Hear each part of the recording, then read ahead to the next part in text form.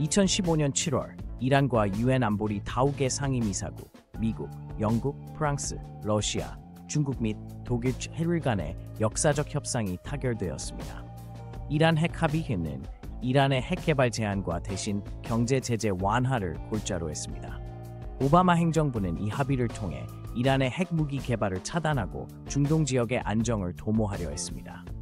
합의문 서명식은 비엔나에서 엄숙히 진행되었으며 국제사회의 지지 속에 이루어진 평화적 성과로 평가받았습니다. JCPOA 체결 후 이란은 우라늄 농축 시설을 부분 해체하고 IAEA 원자력 기구의 엄격한 감찰을 수용했습니다. 2016년 1월 IAEA는 이란의 초기 이행을 확인하며 경제 제재 해제를 발표했습니다. 테헤란 거리에서는 시민들이 환호하며 합의를 축하했고 국제사회는 이란의 변화에 기대를 걸었습니다. 특히 유럽연합 EU는 이란과의 경제 협력을 재개하며 평화적 해법의 가능성을 보여주었습니다. 하지만 JCPOA는 미국 내 공화당과 이스라엘의 강한 반발을 불렀습니다. 네타냐후 총리는 2015년 미국 의회 연설에서 이 합의는 이란의 핵무기 개발을 지연시킬 뿐이라며 비난했습니다. 워싱턴에선 보수단체들이 Bad Deal 팻말을 들고 백악관 앞에서 시위를 벌였습니다. 이들은 이란의 탄도미사일 개발과 중동 지역 영향력 확대를 지적하며 합의의 허점을 공격했습니다. 2017년 트럼프 행정부 출범은 JCPOA에 극적인 전환점을 가져왔습니다.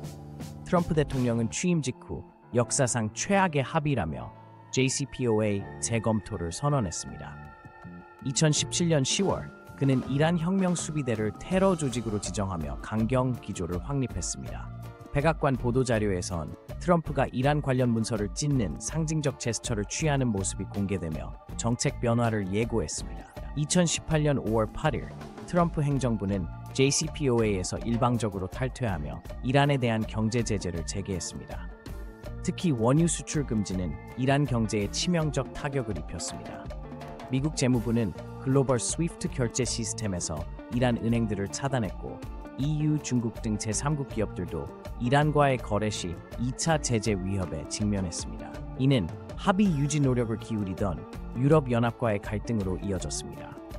미국의 제재 재개에 맞서 이란은 2018년 7월 핵활동 재개를 경고했습니다.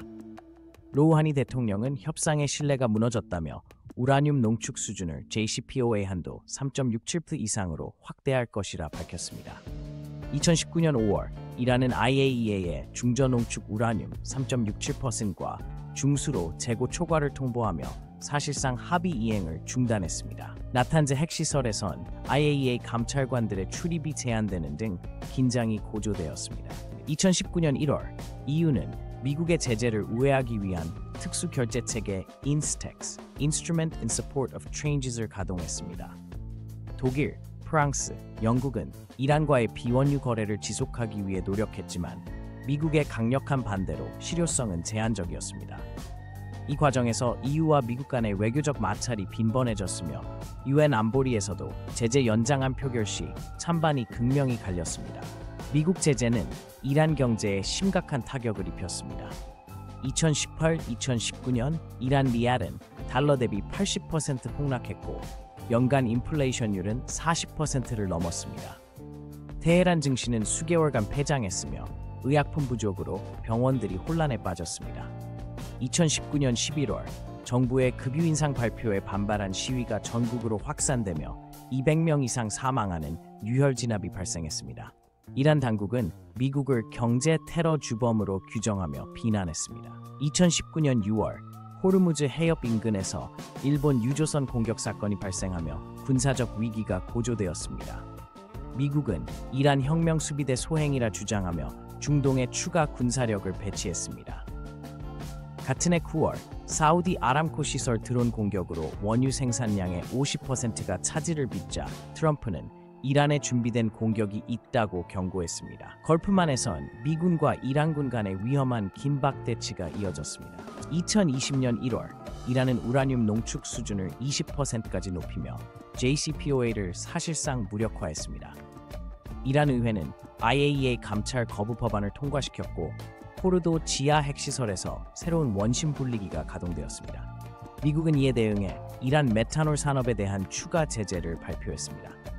IAEA 보고서는 이란의 저농축 우라늄 보유량이 합의 한도의 12배를 초과했다고 밝히며 핵 비확산 체계의 위기를 경고했습니다. 2021년 바이든 행정부는 JCPOA 복원을 시도했으나 이란의 우라늄 농축 확대와 미 이란 간의 신뢰 부족으로 진전이 더뎠습니다. 전문가들은 이 사태가 국제 협상의 취약성과 강대국의 일방적 행동이 초래할 위험을 보여준다고 평가합니다. 현재 이란은 60% 농축 우라늄을 보유하며 핵 개발 역량을 강화하고 있고 중동의 군사적 긴장은 지속되고 있습니다. 이 사건은 평화적 외교의 한계와 복잡성을 되새기게 하는 교훈을 남겼습니다.